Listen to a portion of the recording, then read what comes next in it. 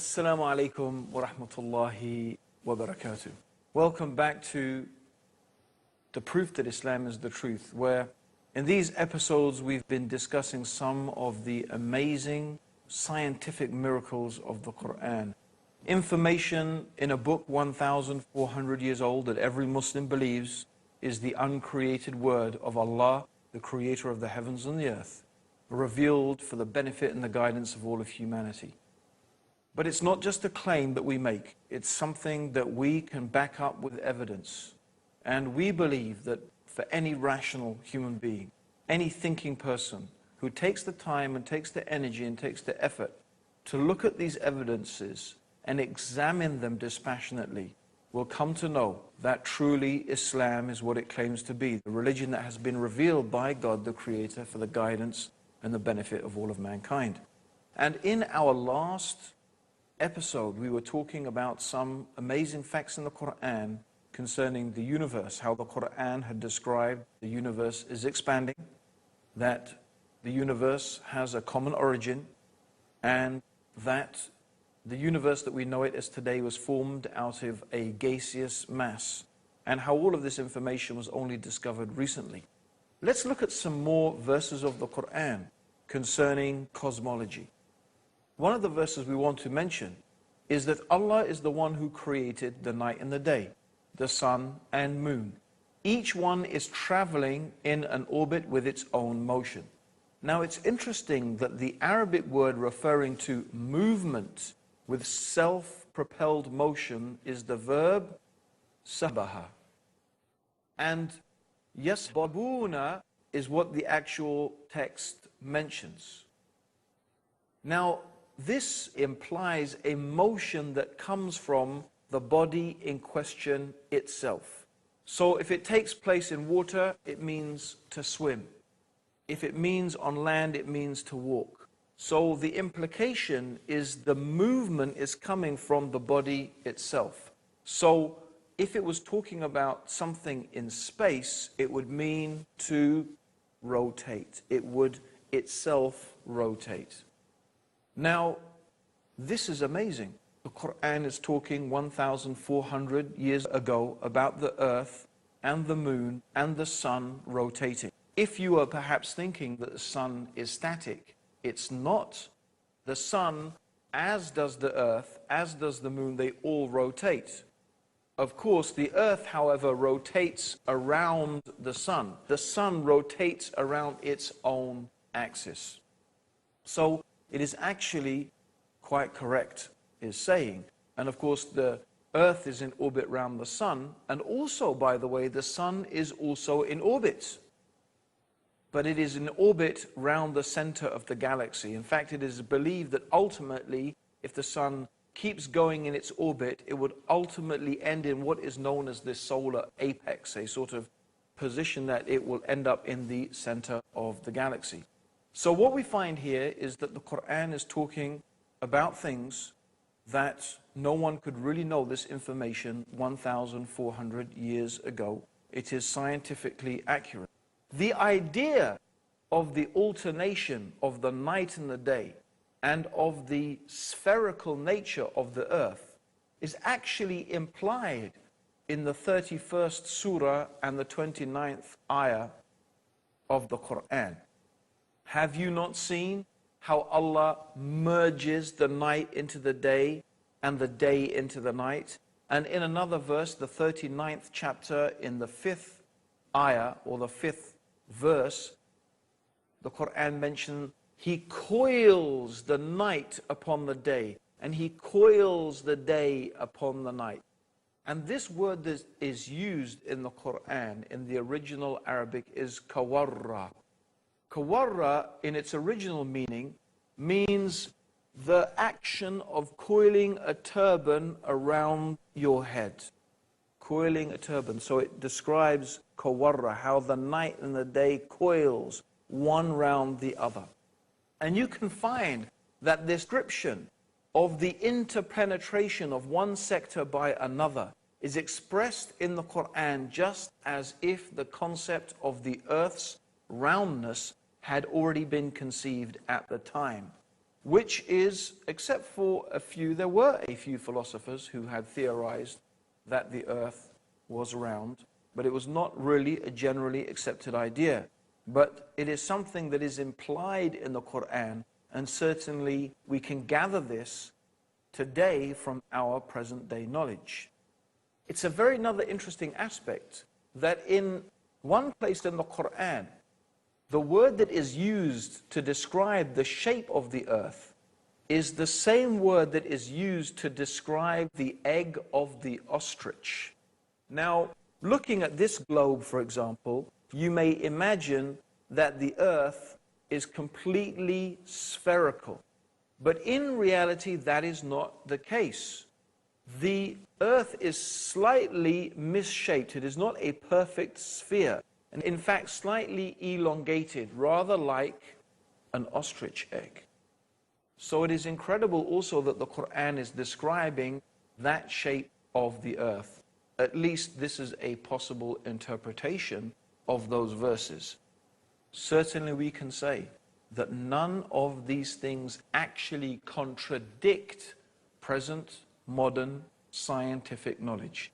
In fact, if you think about it, if we were only to bring a book 1,400 years old, and you were to find absolutely no contradictions, and I don't mean here to say that the Qur'an affirms anything. Let's say it doesn't affirm any scientific knowledge. Let's say it didn't even preempt any scientific knowledge. Let's say there was nothing special in the Qur'an, which of course is not the case because I've spent a couple of episodes showing you exactly how amazing the Qur'an is when it talks about aspects of the universe and the world in which we live. But let's just say those things were not there. Let's just say there was nothing that contradicted present day knowledge. That itself alone would be remarkable. Because the superstitions and the beliefs that people had 1,400 years ago were remarkable. For example, the ancient Greeks believed that the Milky Way is the band of stars that you can see in the sky. In fact, it constitutes our galaxy. They believed that the Milky Way was produced when a particular Greek goddess was breastfeeding her child, and the child bit her breast and her milk spilled out, and that's how the Milky Way got to be in the universe. That's their legend of how the Milky Way came to be there. Of course, today we probably all had a good laugh at that and how totally ridiculous it is. How come the Qur'an does not have any stories like that? How come the Qur'an does not have any fantastical descriptions of the origin of the universe and the earth? We find it doesn't. We find that what it says can be perfectly, easily, and sensibly reconciled with modern scientific knowledge. No.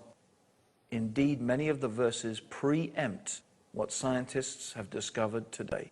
Don't go away. We've got more for you in the next part of the proof that Islam is the truth after the break.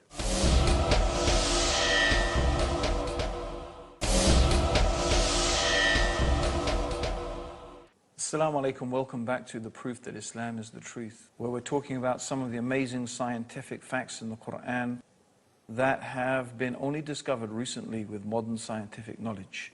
Yet these things were mentioned in a book 1,400 years old. Let's look at some more of the amazing statements in the Qur'an.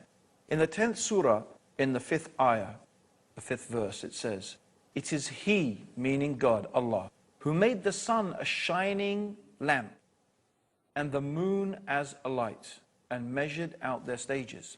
Now the Qur'an describes the sun as siraj. Now the word siraj means torch, means it's something that generates its own heat and light. Whereas the moon is described as a nur. Now a nur means a light that is originating from another source. And of course this is the correct understanding. The moon reflects the light of the sun. It's common knowledge today, but not necessarily so in the time of the Prophet Muhammad. Let's see what one of the respected cosmologists and scientists in the field of astronomy had to say when he was shown some of the statements in the Qur'an concerning his field of expertise. Professor Yoshidi Kusan, who's the director of the Tokyo Observatory in Tokyo in Japan, and this is what he said: I say, I am very much impressed by finding true astronomical facts in the Qur'an. And for us modern astronomers who have been studying a very small piece of the universe, we have concentrated our efforts for understanding that very small part.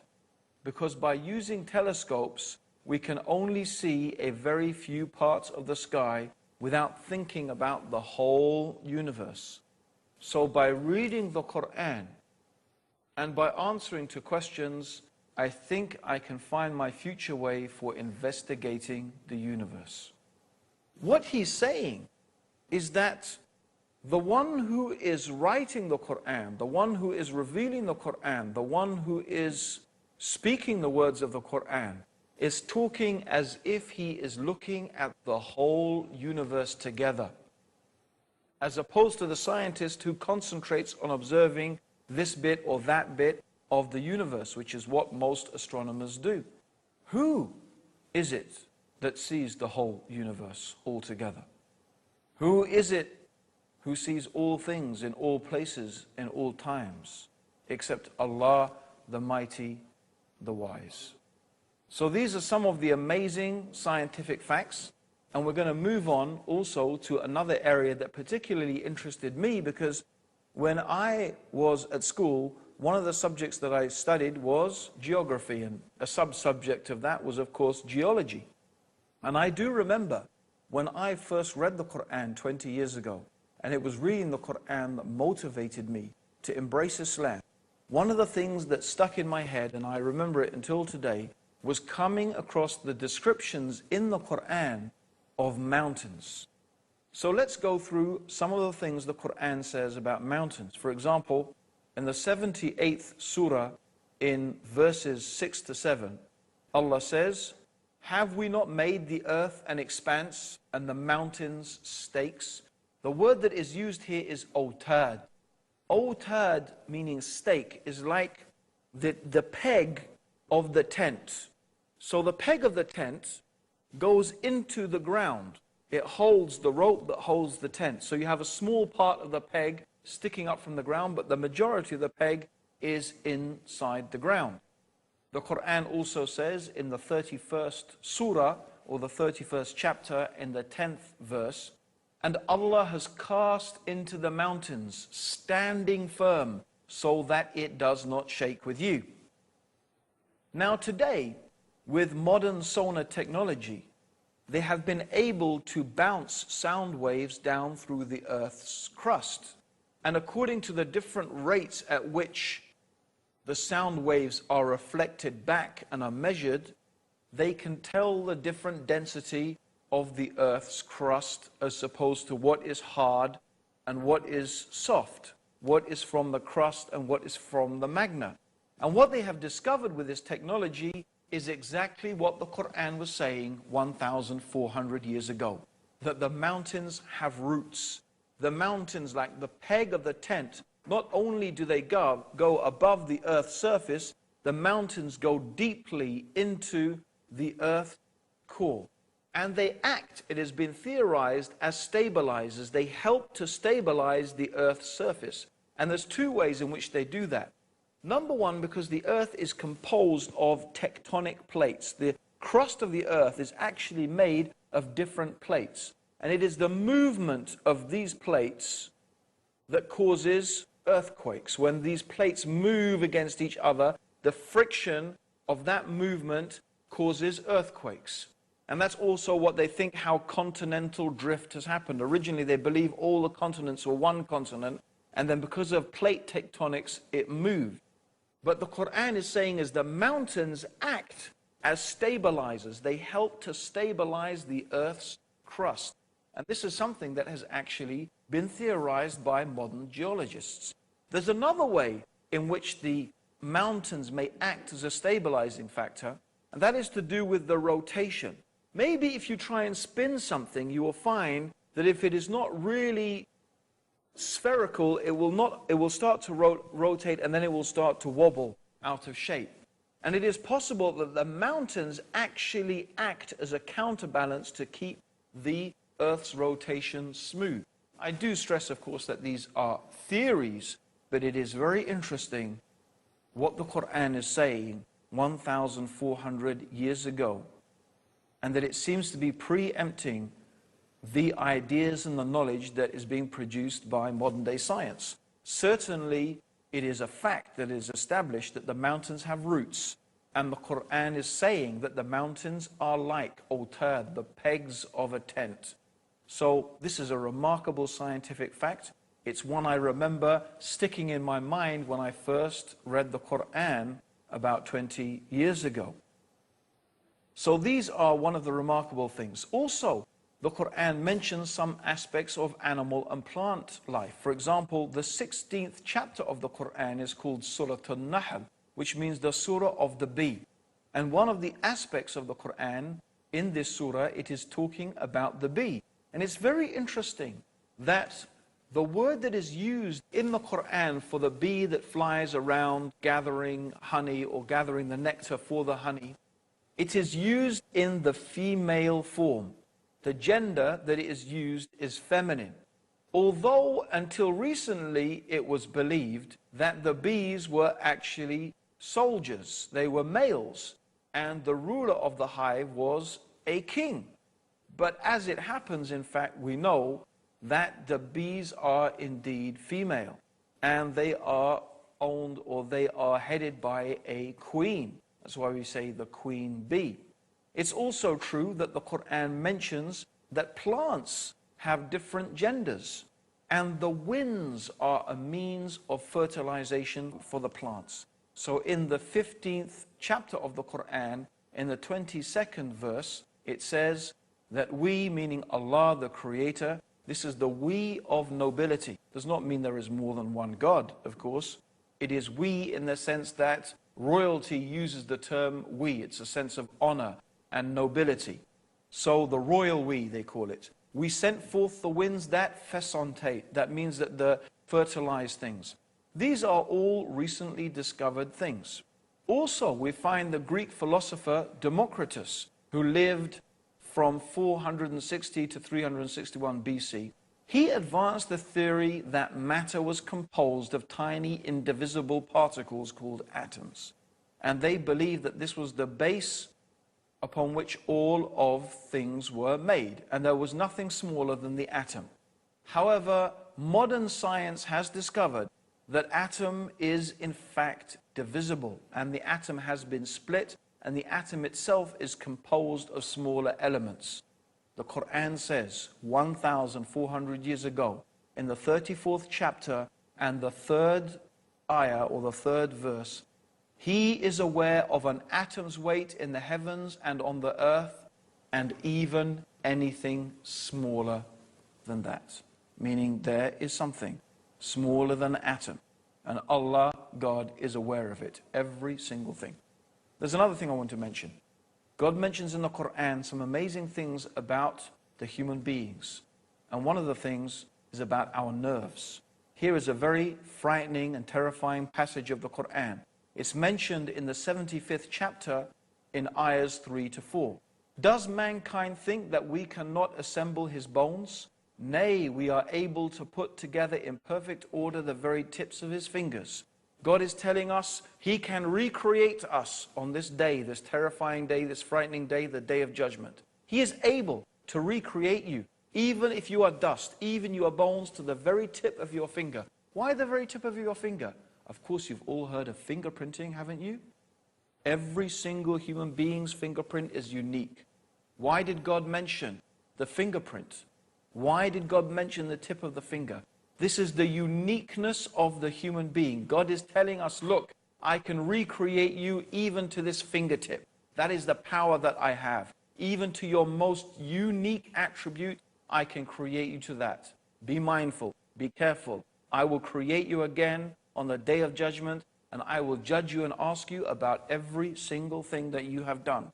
This is not common knowledge. How did anyone 1,400 years ago know about fingerprinting?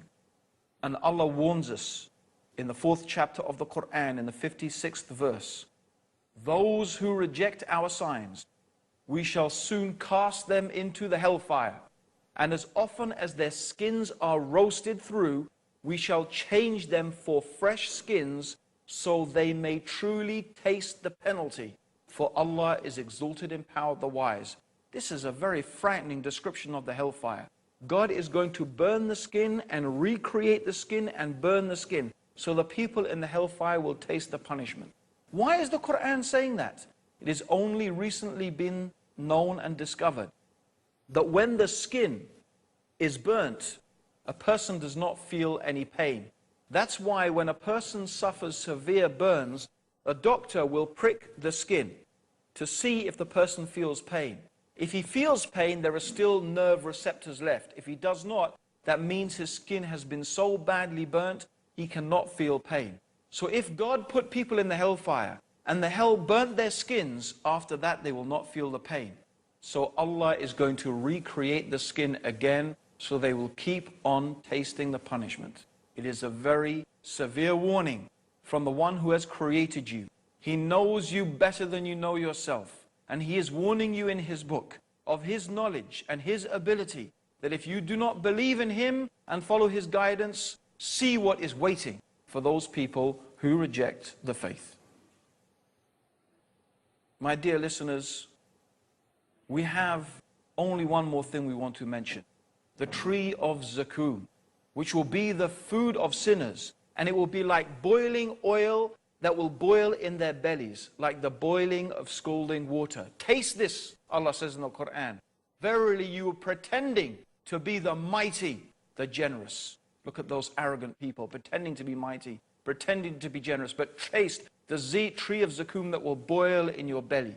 And it says they will drink a water that cuts their bowels to pieces. It is very interesting that thermal receptors are not present in the intestines, but it is in the bowels. And the contents and the receptors in the bowels are highly sensitive. It's a very, very sensitive area, and that is where pain is initiated. It's not a common knowledge 1,400 years ago, but it is a fact that is mentioned in the Qur'an as a stark warning to all those people who reject faith in God. God has combined the scientific facts with the severe warnings of those who disbelieve in Him. Our invitation is to invite you to His mercy, to His guidance and His forgiveness by accepting these truths, the proof that Islam is the truth. Join us in the next episode for some amazing prophecies of the Prophet Muhammad and the Qur'an. And until then, may God's peace and blessings and guidance be with you. Assalamu alaikum wa rahmatullahi wa barakatuh.